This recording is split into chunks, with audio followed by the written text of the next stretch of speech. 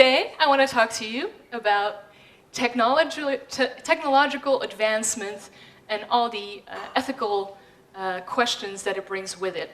And I'm really hoping that I can leave you here today feeling a little bit smarter, safer, and hopefully eventually happier. So thank you all for being here today, because I know it's excellent weather outside, and I mean, if I were you, I'd be sitting by the pool right now. But all right. So allow me to introduce myself a little bit. I started really exploring technology at the age of, well, actually 15, when my mom kicked me off to the internet cafe. I was actually really scared to go at first, because I was only 14, 15, and with a cafe, I imagined like lots of booze and people and like music, loud music, but it was actually nothing like that. You would just buy a coupon and sit behind a computer. And that was my first introduction to the internet. And I really, really loved it. Like, a whole world opened up to me. And I can still remember this moment when I was sitting behind a search engine and I thought, oh my God, I can ask this machine any question I want. And it felt like this very heavy moment. I was like, it was kind of like when you get a genie and it comes out of a bottle and it says, well, you have one wish. And you're like, oh shit. And I really had this moment like, okay, I can ask this machine anything. What do I want to know? I don't even know. So it kind of looked like this. And in 2003, I decided I liked technology so much that I actually started my own online business.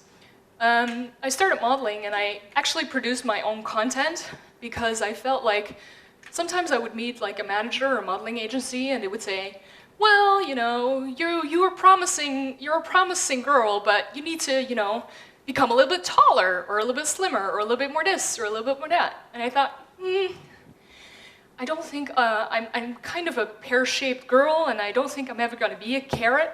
So maybe I should just start my own business online. So I did.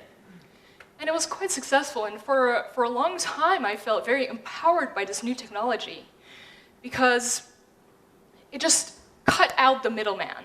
It cut out the middleman and put me in direct contact with the people who wanted to buy my pictures or something like that. So I felt like it was a very empowering tool, not only for me, but also for any creative business, like musicians or writers or anything like that. So after a while, actually I started finding out that there were a lot of rules and regulations that I had to adhere to if I wanted to follow the American rules, if I was going to take American customers and I wanted to accept their credit card payments.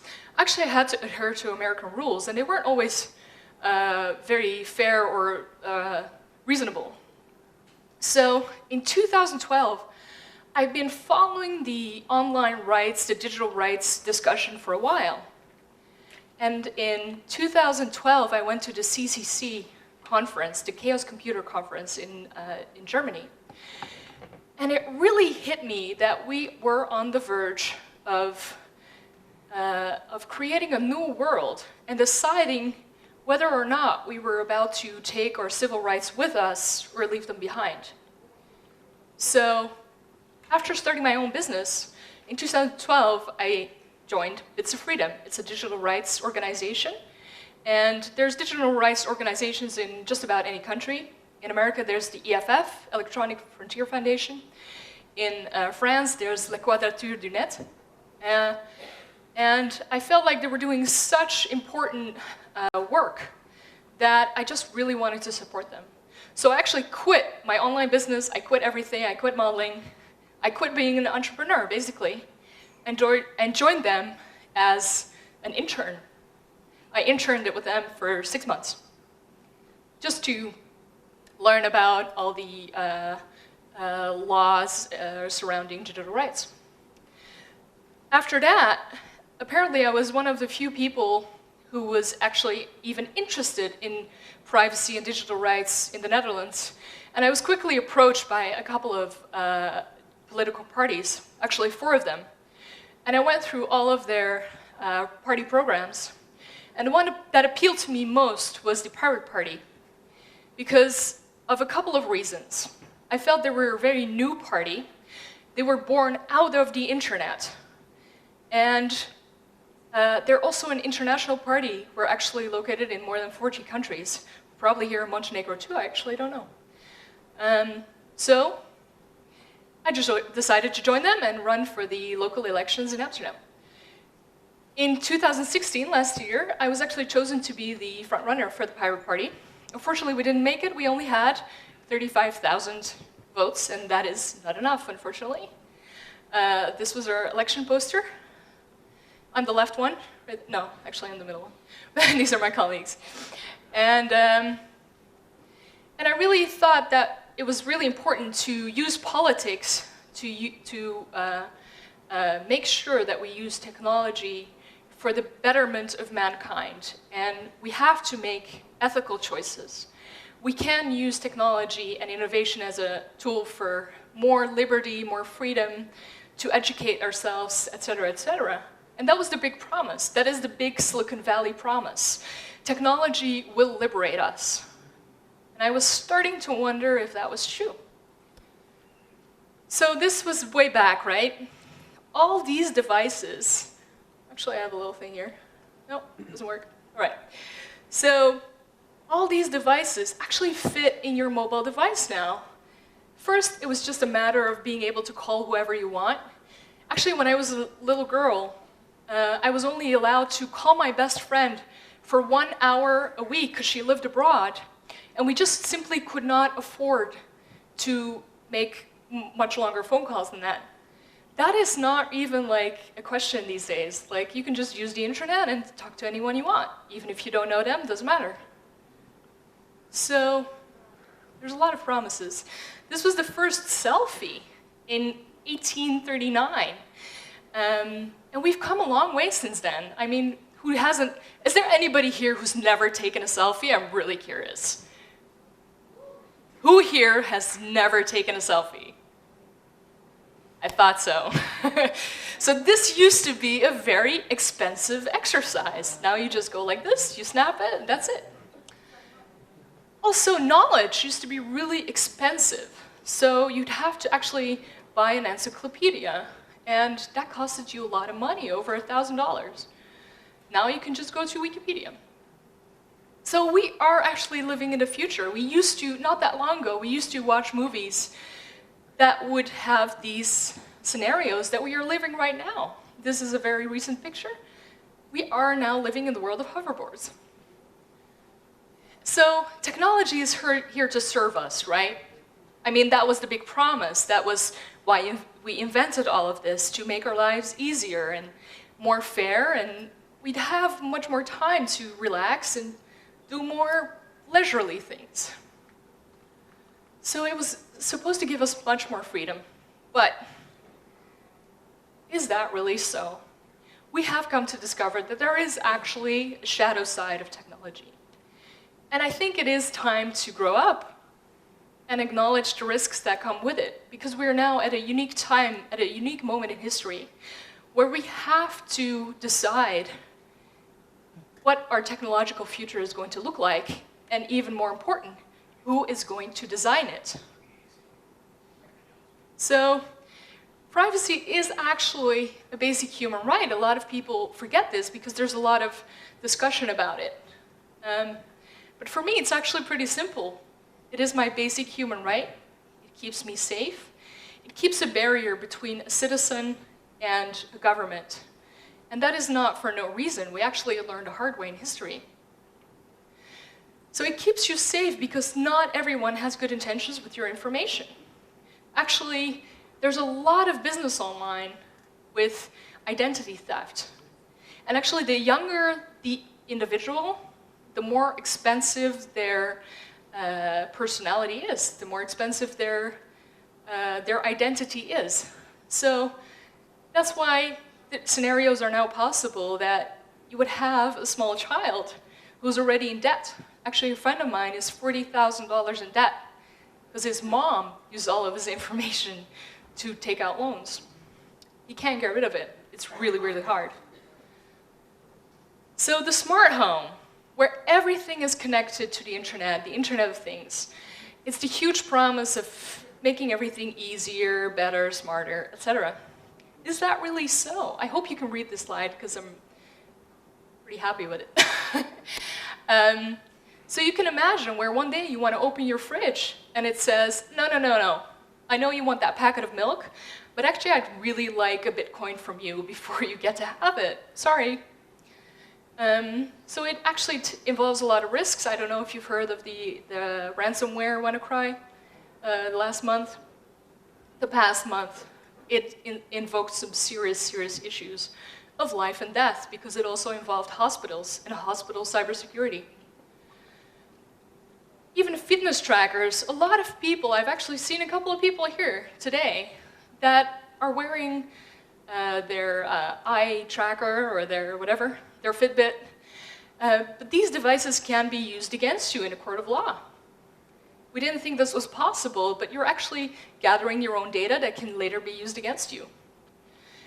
And we would like to think that we have nothing to hide because we're not doing anything wrong.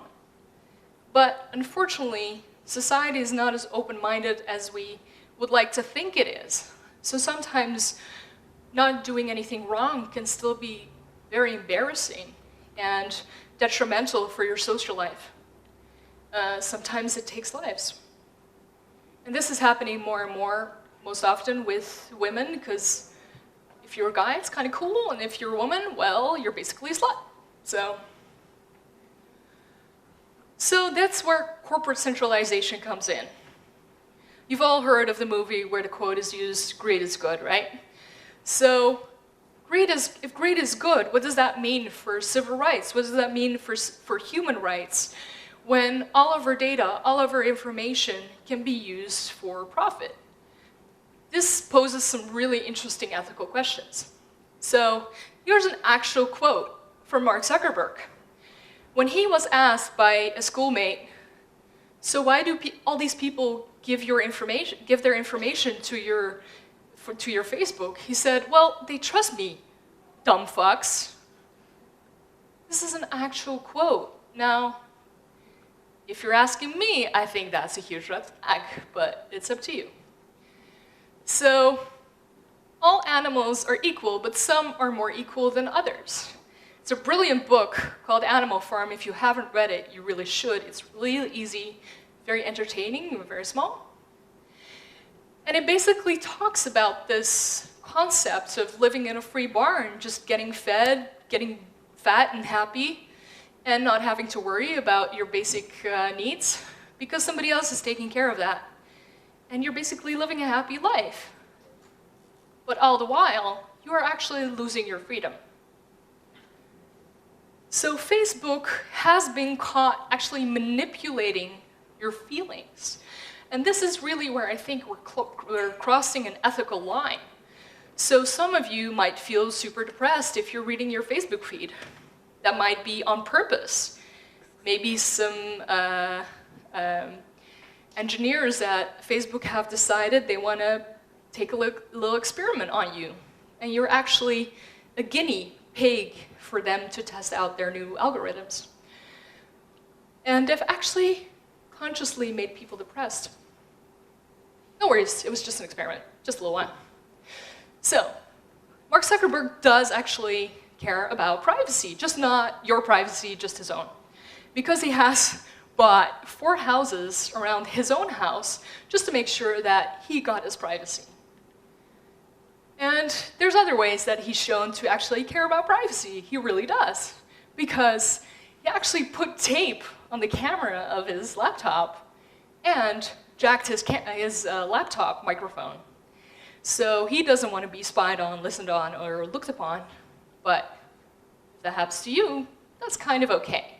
By the way, if you have the Facebook Messenger app, I really suggest you remove it.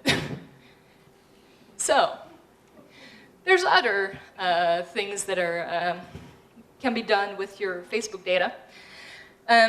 Actually, insurance people are really interested in that because there's a lot they can gather from it, like how much of a risk you are to them, how much you are going to cost them, in what area code you live in, what friends you hang out with, how often you post happy things or sad things.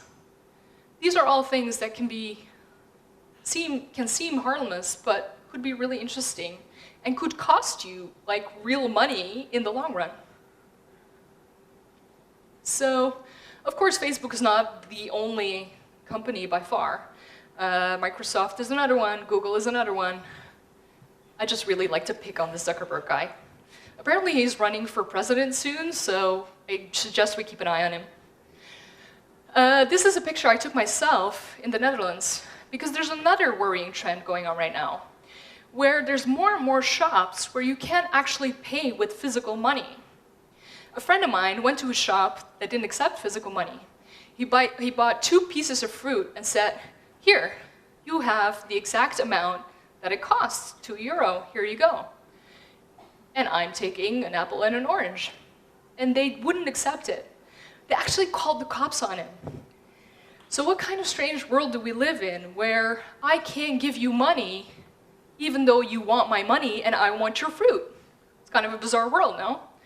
That's because a lot of banks are involved in that. I've investigated this a little bit for my columns. And there's huge amounts of money involved in convincing you that it's it will make you a lot happier, and it's a lot smarter, more convenient, and even more hygienic to get rid of cash. But is that really true? I thought it was really funny. This is another picture that I took myself. There's a pizza parlor around the corner from my house. It says no cash, PIN and credit card only. But then if you actually want to pay with your card, it says, sorry, out of order. And they couldn't actually accept your card that day because there was some technical difficulty. Guess what?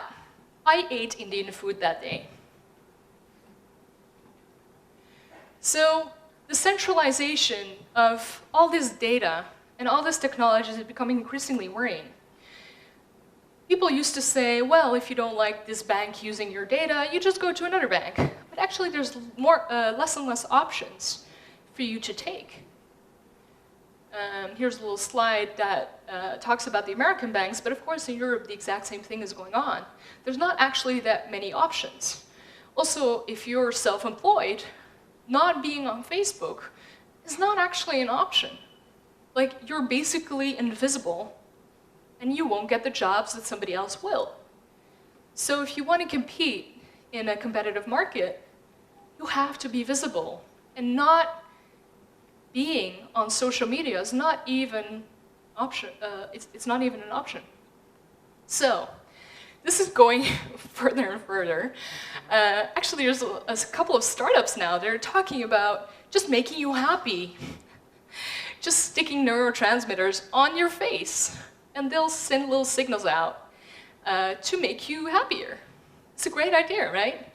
I don't know. It just reminded me of like this cartoon I saw. It's not something that I'd signed up for, but okay, fine. And if you did not see the Trump election coming, it might be simply because you're living in your own filter bubble. This actually happened a lot during our election, where a lot of pirates of my colleagues said, I really expected us to get elected. A lot of my friends said, I didn't vote for you because I thought obviously we would get in. And I said, why did you think that? And they told me, well, everywhere I looked online, there was articles about you and things about you and about the Pirate Party, and I just felt like you were everywhere, so obviously you were going to get in. And I said, well, I'm glad you saw us everywhere, but that might be because you're living in your own bubble of people that like the Pirate Party. So this actually influenced their choice in the election, sadly. So how innocent is technology? Well, not so innocent anymore. This is actually a patented product from Google of a teddy bear that wants to spy on you and your family and your children. So what's going to happen with all that data? Also, Barbie dolls have been caught taking data, gathering data, and sending it out. Of course, this is being used, well, we don't actually know what's being used for, do we? So what are the political implications of this? We are building our own surveillance state. And this might be great if you think your government is out to look for the best for you, and it really has your best interests at heart. But is that really so? Can we trust that that will be the case, looking at history? Any society that will give up a little liberty to gain a little security will deserve neither and lose both. It's a brilliant quote that is only becoming increasingly more relevant. This is a book I was reading because, of course, I'm trying to mind control you right now, and I need my practice. No, I'm kidding. But this is a true story about mind control techniques that the CIA uses and secret services use. And I was really surprised to run into this chapter where they talk about privacy. And what they actually say is, when you take when you take somebody captive and you take away their privacy, it becomes really easy to influence them because they start to self-censor their thoughts. And at the moment when they don't feel safe to have their own thoughts, it's really easy to implement them with your ideas that you want them to have. And that's a really, really interesting study. So, how is this used? Well, in history we see that technology, of course, is neutral, but people are not. And sometimes governments make the wrong choices. So, there is a great book about this, about IBM, which of course still exists, and how they built the algorithms and the technological advancements to actually register all of the Jews. I live in Amsterdam. This is actually my hometown that you're seeing right here. And those black dots right there, every black dot is 10 Jews. Now, mind you, this information was collected with the best of intentions. This was actually collected to make sure that, because Jews had their own holidays, the trash collectors wouldn't come on their holiday. But of course, at the moment where the government didn't mean so well all of a sudden, this information was used for very different purposes. So how is this relevant now? Well, we've actually seen the first robot cop introduced. And of course, this is just a machine, right? But this is implemented with algorithms made by humans.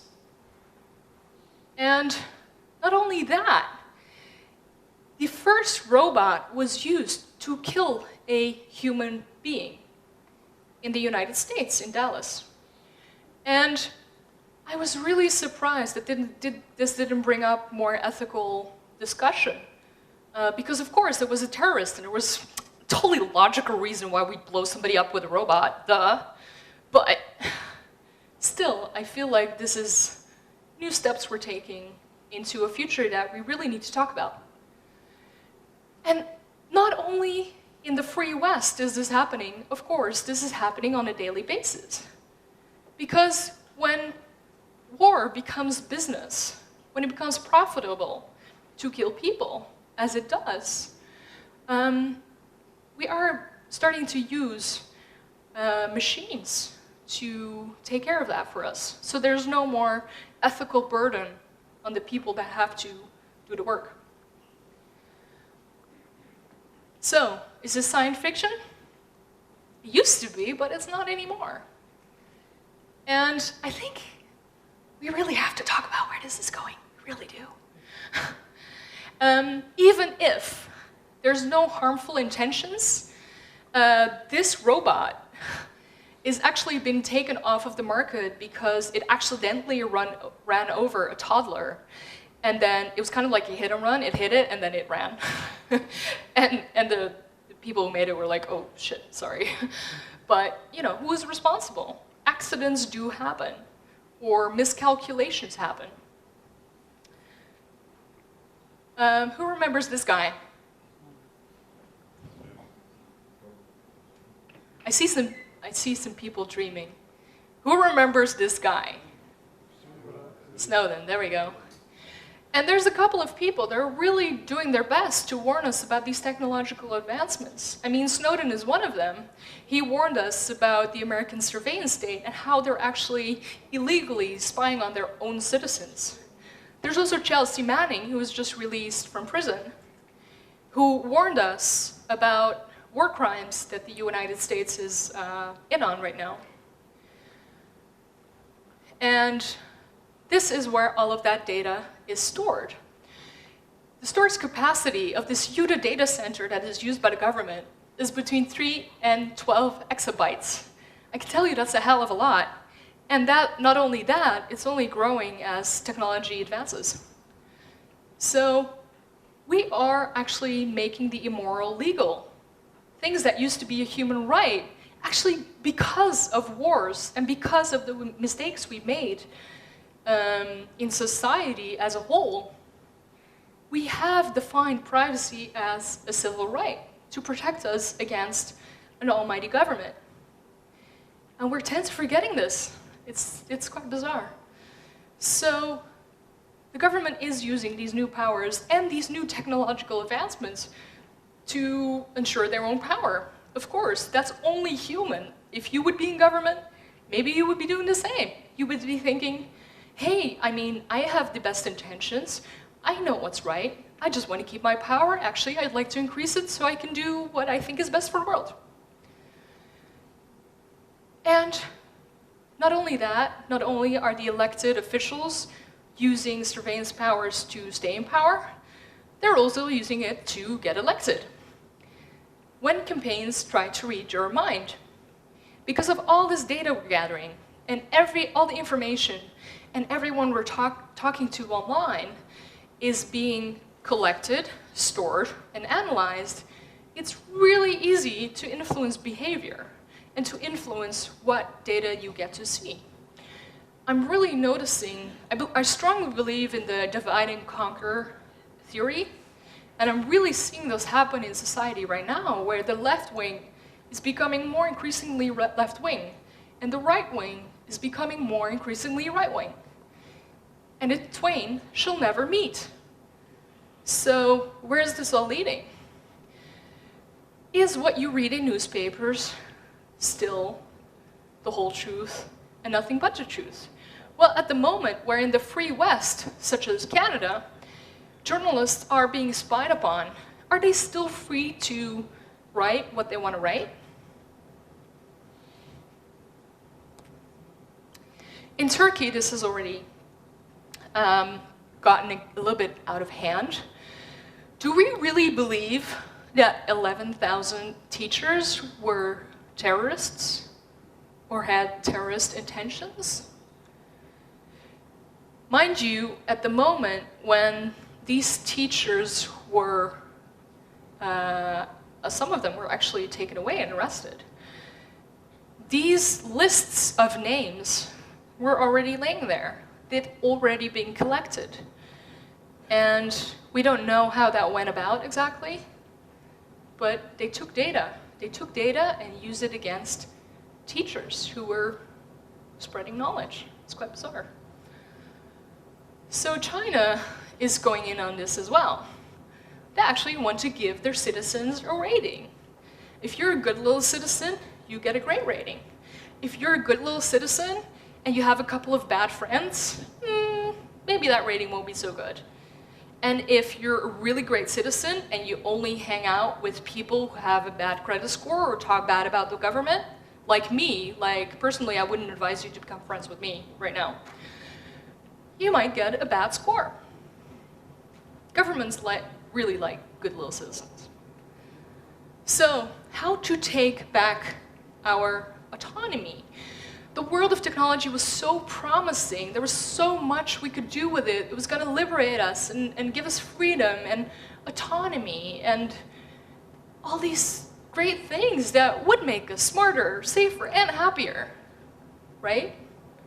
So what happened to all those promises? Well, I'm glad to hear that a lot of young entrepreneurs are finding ways to fight this surveillance system and to take back power in their own very creative ways. This is actually fashion, where the right picture reflects rays so they can't spy on your electronics. And the left one is really hard to make out your physical form because it has all these really interesting forms that surveillance cameras can't really grasp. Very interesting, innovative ways to deal with surveillance cameras.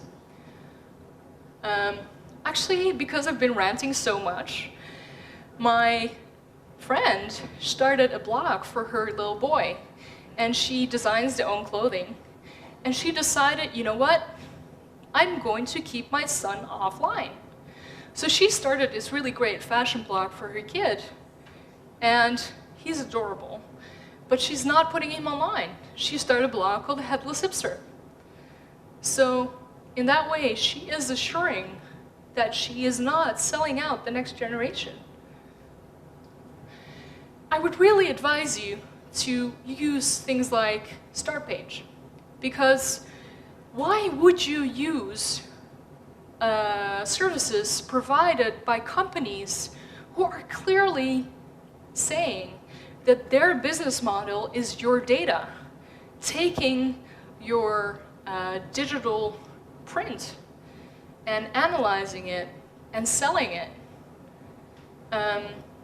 So why would you do that if there's better options out there? So Startpage is one of them, private search engine.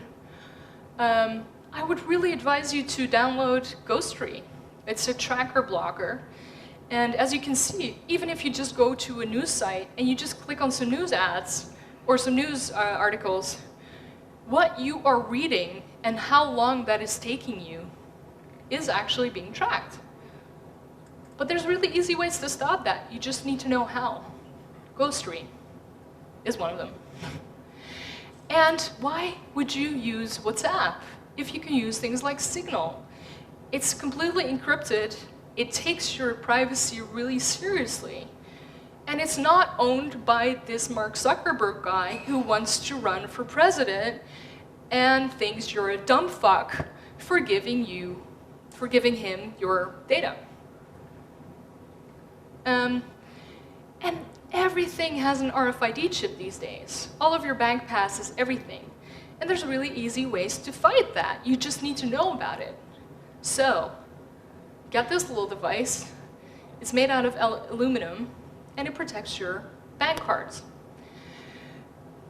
And if you really want to go next level, it's time to encrypt your communication. If you can't read this, nobody else can. And it's actually really easy to learn. And I really advise it upon anyone. If you don't know how to, but you want to learn, there's a lot of small groups popping up all over the world, and they're giving out crypto parties. You can go to this crypto party, you can go there, and people will teach you for free how to encrypt your data, your hard drive, and your email. Another thing you can look into is the Tor browser. If you want to browse the internet, and especially if you are an investigative journalist, this is really, really important. You do not want somebody tracking what you are looking up and how you are educating yourself to be used against you, as we saw earlier with the Canadian example. So what you can do is you can use the Tor browser, and it's anonymous. So please be smart, and don't be duped into being a mindless consumer of technology. We can use technology to further our society, to make us more free, more liberated, more educated, but we have to take back that power. We can't just sit back and let somebody else be the architect of our digital environment. This has really grave implications. So we need to be smart about it. And be safe. I mean, there's so many threats right now that people are completely unaware of. And I have run for government. I've talked to a lot of politicians. Trust me, they're not going to protect you. They don't even know what the hell they're talking about when it comes to technology. So, you have to take matters into your own hands. If you want to be safe from hackers, from black hat hackers, you want to be safe from ransomware, from identity theft, you are going to have to take matters into your own hands. Or one day you will wake up and it turns out you're $150,000 in debt. And there's not a damn thing you can do about it. So don't be exploited by people who are taking matters into their own hands and who are looking into technological possibilities for their own gain. So be happy, well, because duh, you have to be happy, because what else are you gonna do? And also you have to be happy to know that you are making the ethical choices. We have to realize that we are in a unique moment in history right now where we are laying the foundation for many generations to come. And we have to be able to look ourselves in the mirror every day and say, I've been conscious. I've made informed decisions. When people as Manning, Snowden, and Aaron Swartz were warning us, I listened and I took action. And I really believe that it starts with small things, like a browser or like a jacket, and it can build out to a big resistance at the moment where it really comes down to a matter of life and death. Thank you so much. You can find me on Twitter and grab your chance and ask me a question. Thank you.